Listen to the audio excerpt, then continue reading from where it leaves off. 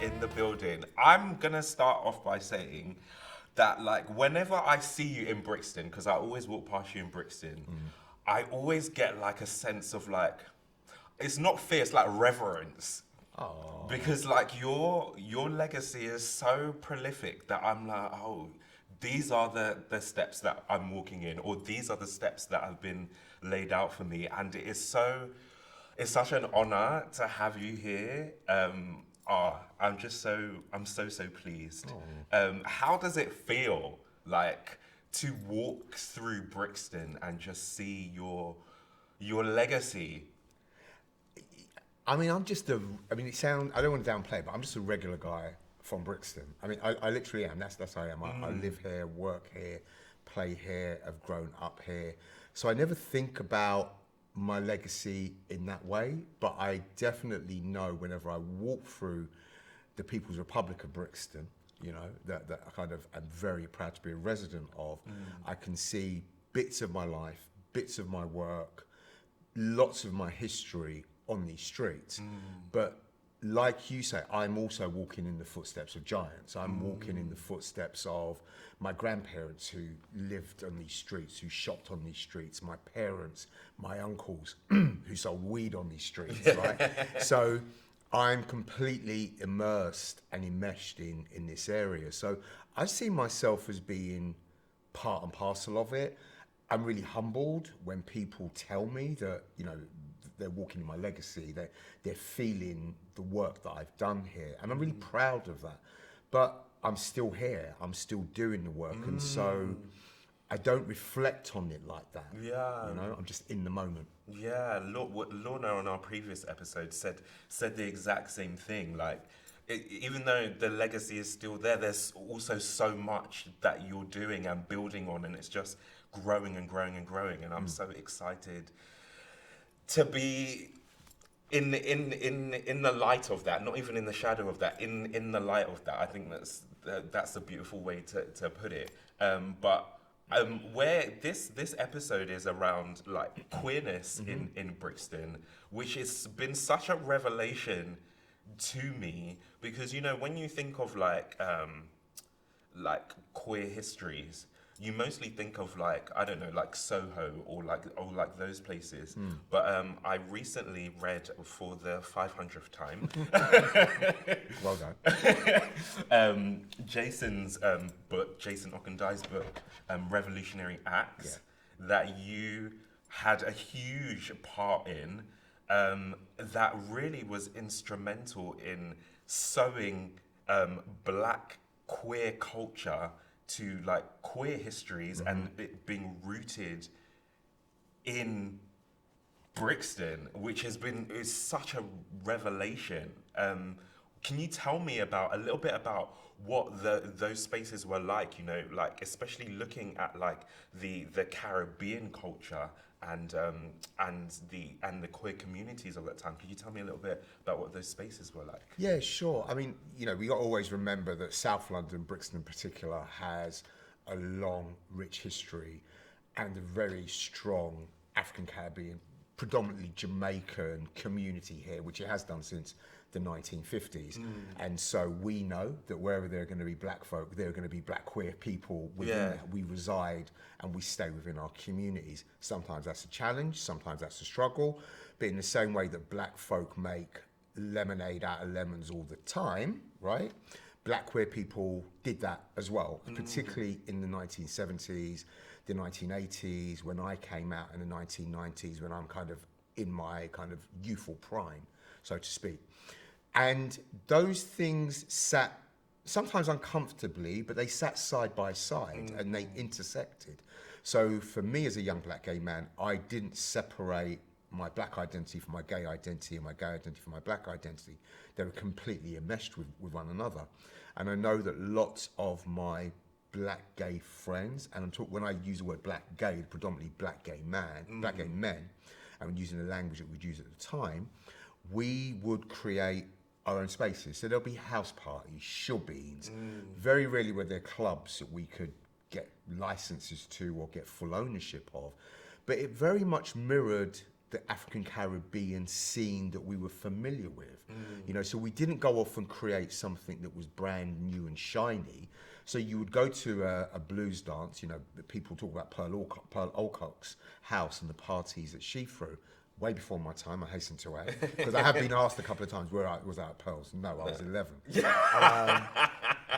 But that model of taking over a space, buying Red Stripe, buying beer, cooking curry goat on the stove, building up your own sound system, all of those things that we saw in straight spaces, we just recreated for ourselves. And I think that was really, really important and were places of safety. And then we looked at how we existed in the wider world. You know, we would go to church, we would shop in Brixton Market, we sat side by side with our families. I love that, and I also love what you were saying about your blackness and your queerness not being separate, because sometimes we look at queerness within black communities, and we always talk about the friction that's there. But actually, there's so much of my Caribbeanness and my blackness that is so inherently queer, like carnival, for instance, or even just the way the ways in which we take care of ourselves, or the way we dress. And so I'm so interested and so excited to merge those identities together. They're not separate, but they are together. Yeah, and I sometimes want to flip that on its head, that conversation, you know, because often we hear, you know, it's your blackness or your queerness, and we very often hear from black folk that I can't do both, you know. But I think if we also look at how we have to exist in a white queer world, how much of our blackness are we allowed to bring into that space as well? So we are either compromising in our black heteronormative spaces, or we're compromising in white queer spaces. We're policed how we dress. We can't have certain music in queer clubs. You know, they're not going to play Bashment in heaven, right? So, although black people go there. So all of these things come into play, which is why it was and continues to be so necessary that we as black queer people take the reins, we create, we control. There's something about the economics of it as well, you know, about having that economic power to do so. Exactly. So I think there is something really powerful. And I often say that when we create, or when I've created, I'm not doing it from a place of deficit. I'm not doing it because white folk have left me out of the picture. I'm not too bothered about that. I'm over here creating because I love creating stuff for black people. It's quite simple. I love that. I love that. I love that. So you're young, nice looking boy, still good looking, still trying. And you stepped into your first black gay shubbeens. Tell me what it was like. So my first black gay party, I remember it clearly, it was July the 12th, 1985, because I came out the following day. Oh my gosh, that was like almost like 40 years ago, yeah. Because we're in July right now. Exactly. Every time Live Aid happens, I'm reminded of that party. But I was taken to my first black gay party by my then first boyfriend. I'd never been in a gay space at all. So never been to a club, never been to a pub, none of those things. And I remember going to this house party. It was in Clapham. And the door was opened by this flamboyant, young black gay man, only a couple of years older than me, a guy called Andrew Gold. And Andrew was about 6'4" and just absolutely fabulous and glamorous and all those things, and completely unapologetic. And I step into this party and it is filled with black gay men. But what struck me was that these black gay men looked like my uncles, they looked like my cousins, they looked like the guys I went to school with. And that blew my mind because I'd never seen that before. All the representation I'd seen of gay men up until that point were white men with moustaches who were then known as clones. So this was completely like, whoa, what is this? And then the music. And it was the music my mum and dad played. And in the kitchen, there was curry goat. And then somebody was mixing rum punch. And there was a Bajan accent, a Guyanese accent. There was somebody who was from Jamaica. There was black British. And you've got all this mixing, so you can imagine it's just so overwhelming, but at the same time, completely safe. Absolutely safe. And the reason I reference Live Aid is because Patti LaBelle performs at one of the nights, and these black gay men who are all kind of, mask presenting and blah, blah, blah, go absolutely wild and lose their collective shit when Patti LaBelle comes on stage. And I'm like, oh my God, this is weird, but it feels right. And then subsequently, I would go to lots of parties like that, but they were always safe spaces, in terms of my blackness and in terms of my sexuality. So now, like you mentioned some places earlier on, but now when you walk through Brixton, are there any particular spaces that you're like, oh yeah, I used to go there, or like that are particularly like black and gay spaces? Oh, I mean, Brixton is peppered with black gay spaces and spaces that black folk frequented that are no longer there. I mean, we're at Brixton House right now. I can step out the door, walk up Cold Harbour Lane, and on the right is the KFC and the Prince of Wales. That was an entire gay pub, bang on the corner there. Right. And I would go there 3 or 4 times a week. So that was a gay pub there. Across the road on Brighton Terrace was Substation South, which hosted Queer Nation, probably London's most ethnically diverse, musically diverse space for years. You had the Fridge across the road, which is now the Electric.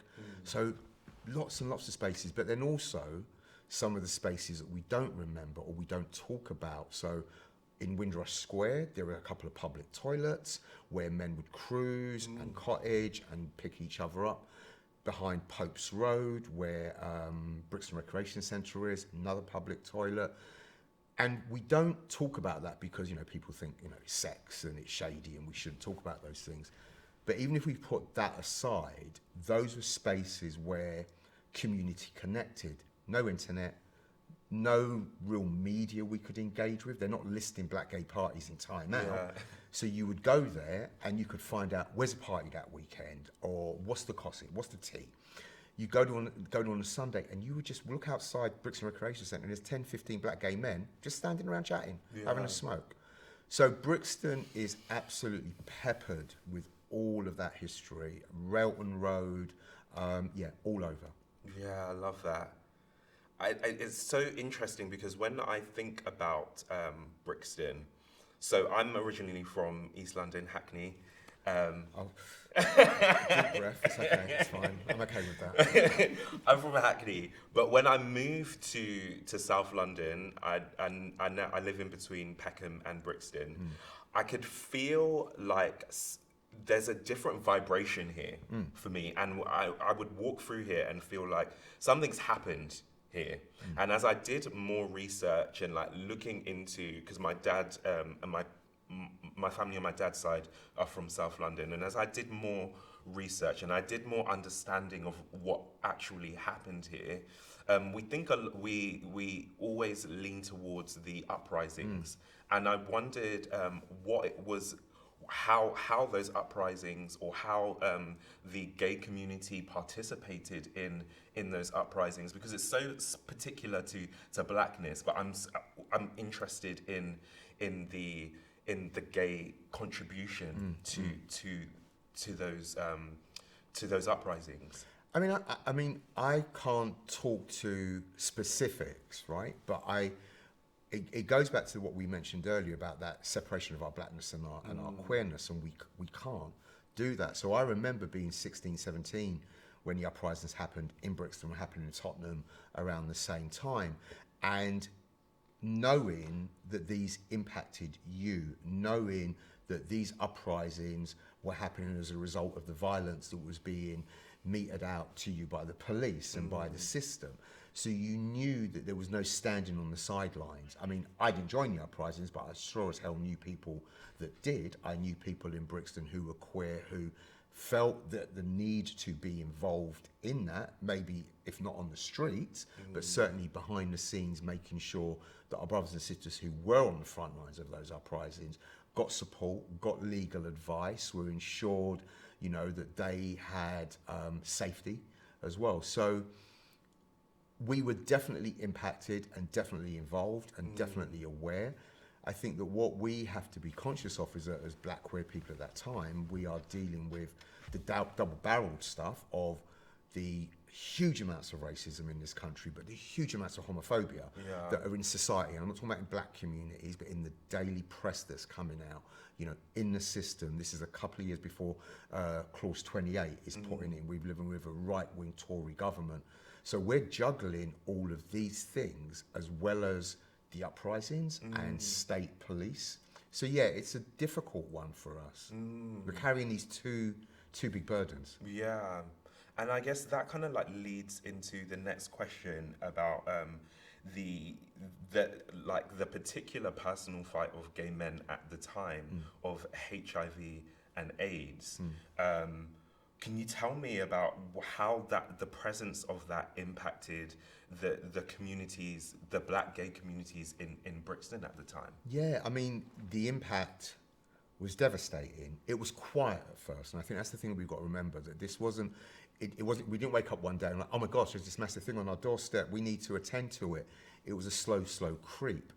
And what we also have to bear in mind is that we weren't seeing black gay men impacted in the media, on the news, because of the fact that many of us lived our lives in secrecy and silence and only were out and open within our own communities, that we were not sharing that narrative if it was happening to us as individuals.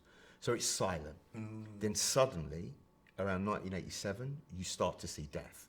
You start to hear stories of people that you would see at the club on a Friday disappear for a couple of weeks, and you're like, what happened to, I don't know, Winston?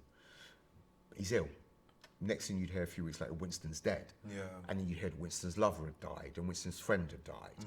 So you've got this thing of who's going to be next. People become hyper cautious, hyper alert. They're really frightened, and there's nothing we can do. There's nothing we can do. All we can do the most is get a test. Yeah. And many people don't want to get tested because the result is going to be possibly a horrific one, a death sentence at the time. But as we move forward through the late 80s to the early 90s, we as black gay men recognise that we have to do something about this. Nobody else is going to come and fight for us. The organisations that have been set up to deal with this under the gay banner aren't attending to our specific cultural needs.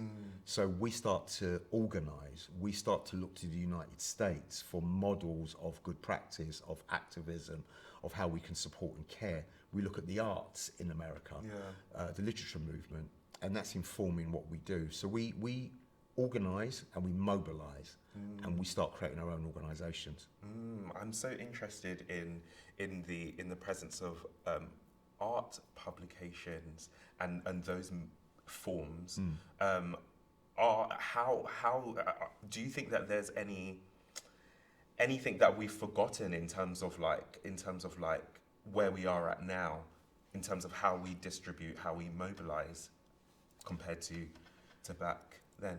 I mean, I think it's a tricky one, because whenever I get asked that kind of question, I'm always conscious that I'm an older man looking back, and I don't want to be like, well, if only you kids. But there is an element of that we didn't have the tools that are available to us now in the internet, social media, for quick connection to multiple people. So we had to act fast. Everything had to be analog. And when you are forced to do that, there's a beauty in being a bit disorganized, being a bit chaotic, having to bring people together. But then you're also bringing together people who are highly motivated, who really, really care, who are bringing the important sets of skills together. There is also something that we did at that time, which was when you're in a physical space with somebody, you're learning from each other. You're sharing ideas, you're sharing skills. And I think that those are some of the things that we've lost and that we don't use in the same way. And whilst the internet and social media connects us, it also has a great power to disconnect us. And I think that those are some of the issues that we're facing. But I think the fights that we have today don't necessarily feel as immediate. With the HIV epidemic, it was immediate. We were losing people weekly. We were losing people not just through death, but through people losing their homes, losing lovers, being ostracized from their families. So there was a psychosocial issue and impact as well, which is very different to today. Yeah, and I wonder if you could speak to how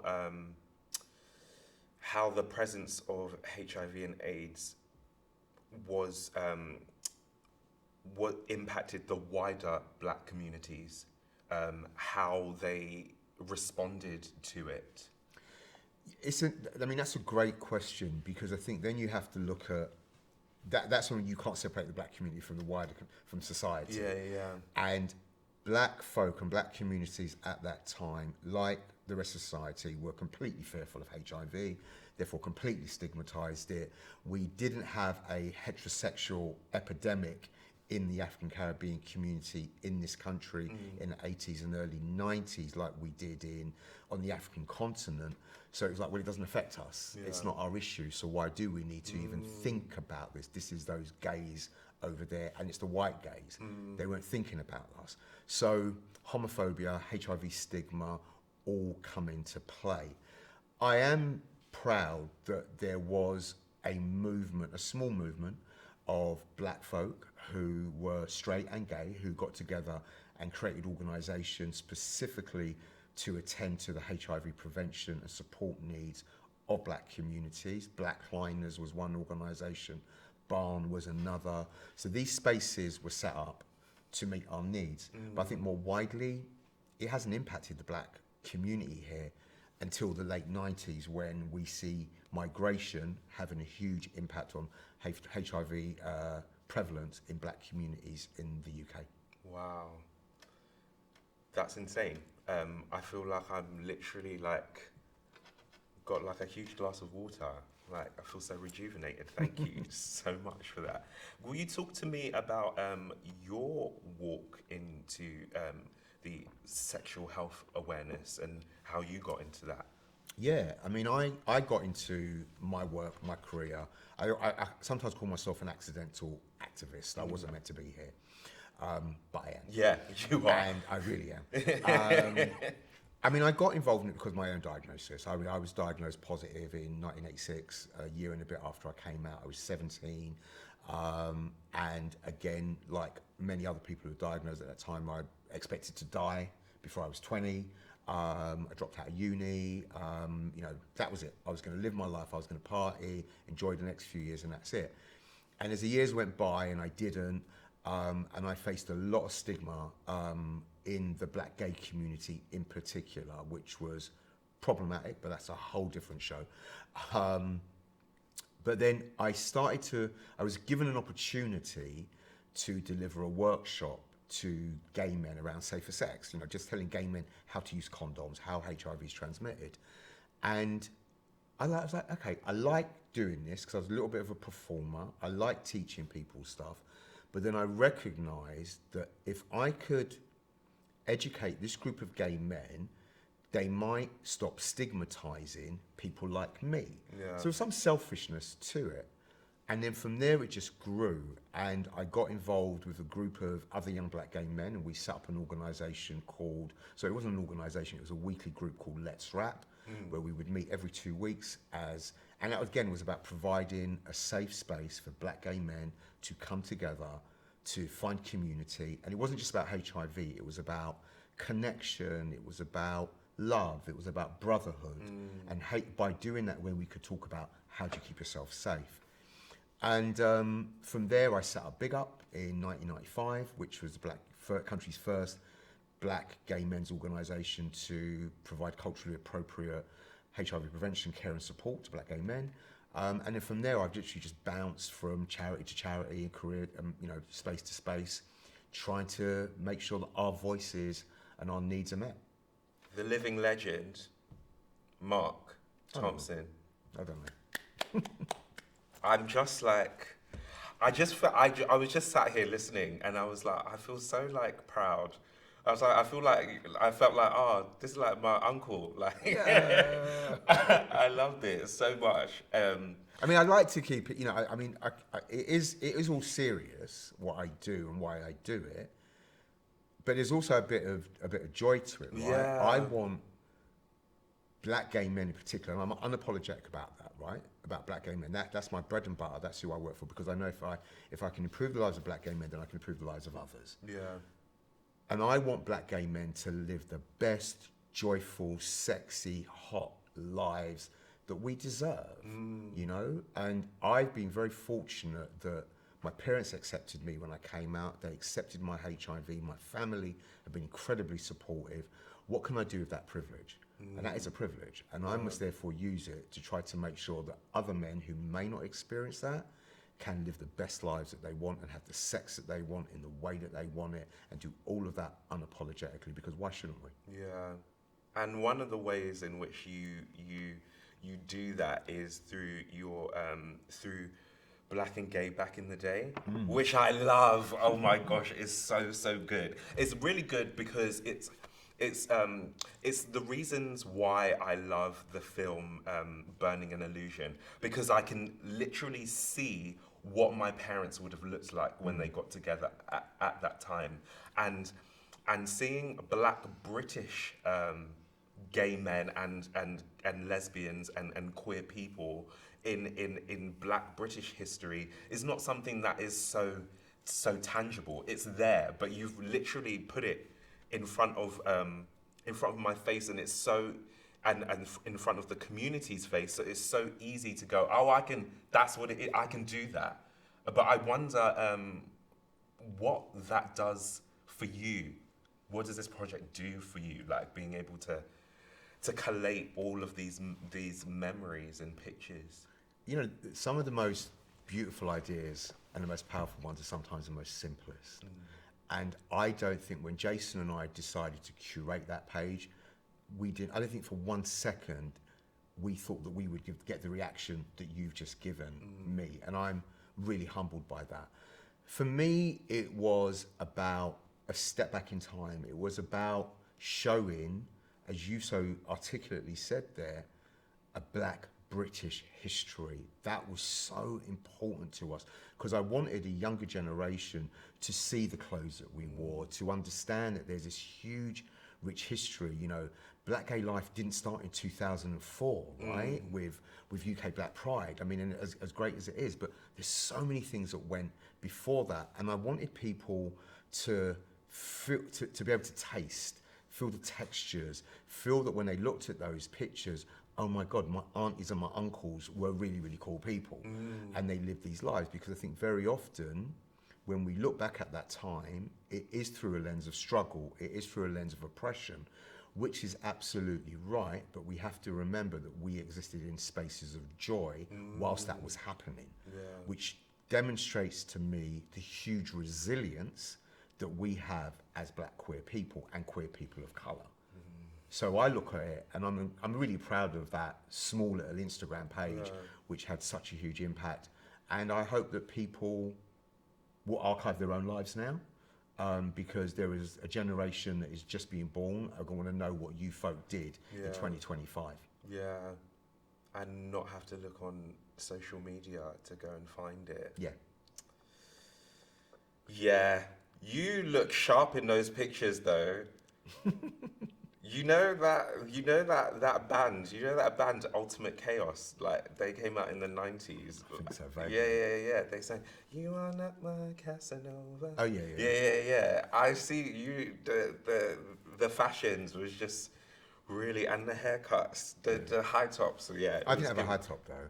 I swear I've seen one. No, I had locks at one point, but not a high top. Is it? Yeah. I was my bad boy twink days.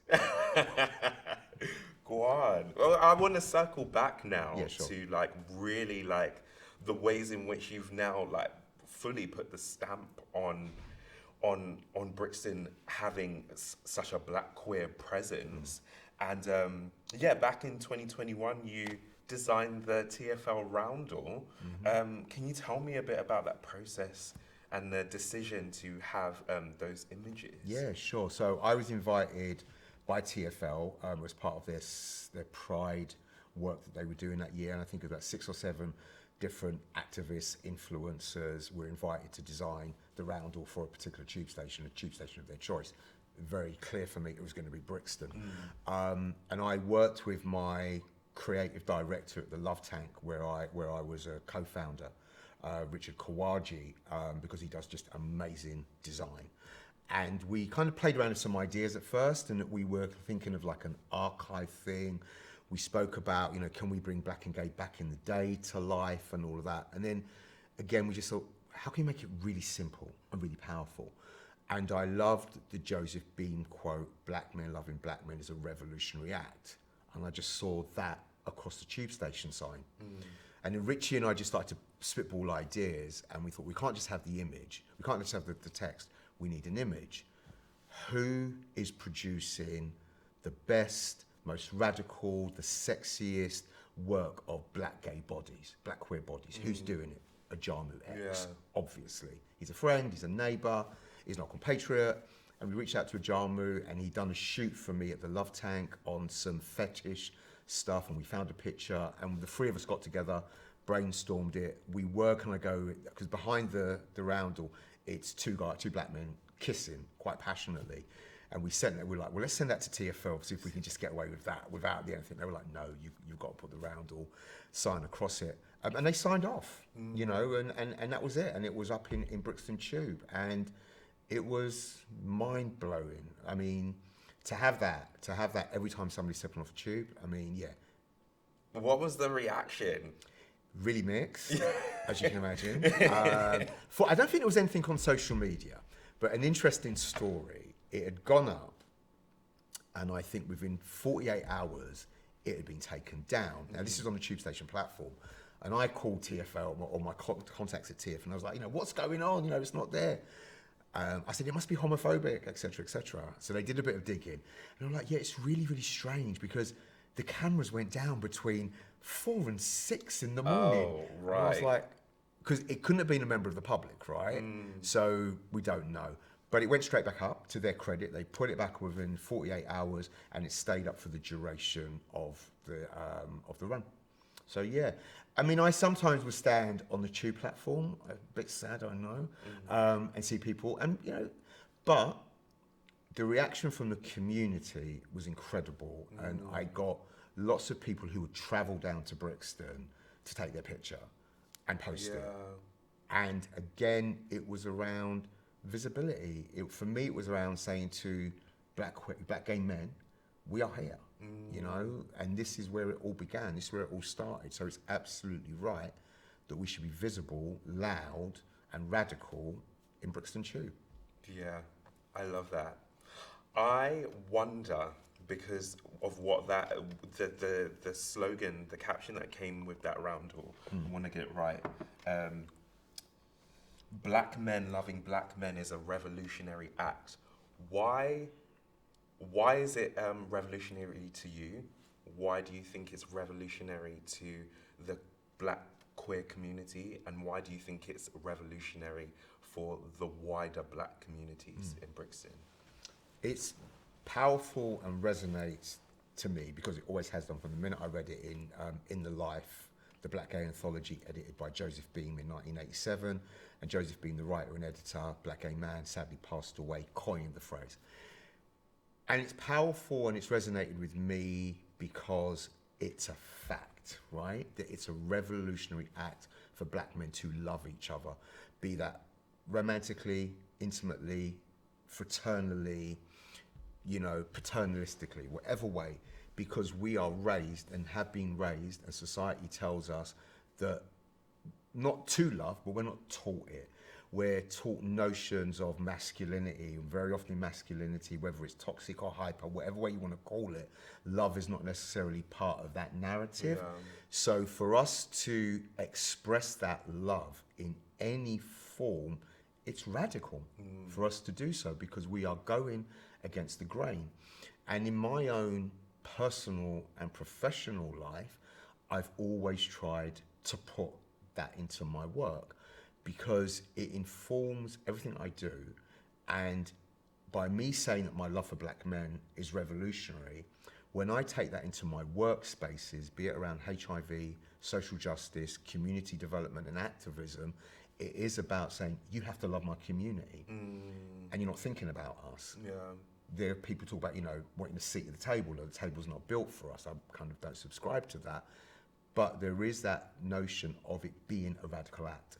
Why is it important for the black queer community? For very similar reasons, that we are often set against each other. There's a divide and rule culture. We can be shady, we can be bitchy, we can be all of these things. Sometimes that's cool, sometimes it's defensive, and it comes from multiple places. But when we recognize that the love that we need to develop and maintain and sustain for each other is the only thing that's going to enable us to survive. It's the only thing that's going to move us forward in this world. And there is something in there about celebrating black love as well, because very often when we look at our queer narrative, whiteness is very often interjected in that. You know, you can't look at a TV show without it being an interracial black and white couple if there's going to be gayness. So it's about celebrating that as well. And I think it's important for the wider black community because we need to deal with the issues around masculinity. We need to deal with the fact that black men and black women, but black men are sometimes in really bad way. Poor mental health. We're messed up by the education and criminal justice system. So us loving one another is incredibly revolutionary, is powerful, is radical, and more importantly, is absolutely necessary. And finally, if you could write a love letter to Brixton, what would it say? What would my love letter to Brixton say? That's a curveball. I know. Probably for the best. What would my love letter to Brixton say? First, it would start by saying thank you for being you, for providing me, my family, my grandparents, with a safe place to grow, exist, to thrive, and to be myself. Thank you for providing us with safe spaces to dance, fall in love, and all the rest of it. Thank you for the craziness every time I step outside Brixton Tube Station. I mean, that's a madness. But thank you for that, because there is no other place like it in the world apart from 125th Street in Harlem. So I thank it for all of those things, and I thank it for continuing to be Brixton, and in spite of all of the outside forces that seem to be coming in and shaping it and morphing it to something different, I think, as you said, Danny, there is an energy here. There is a life force in this part of London that is unique. And so I'd give a great big huge thank you to Brixton for that. Well, thank you so much for being on the podcast. I'm like, I have about 40 other questions in my in my brain, but I'll save that for another iteration of this. But thank you so much, Marc, for being here. Thank you so much for all that you are doing. Thank you for everything that you have given. And I'm just honoured. You're very, very welcome. And so should you. Marc Thompson.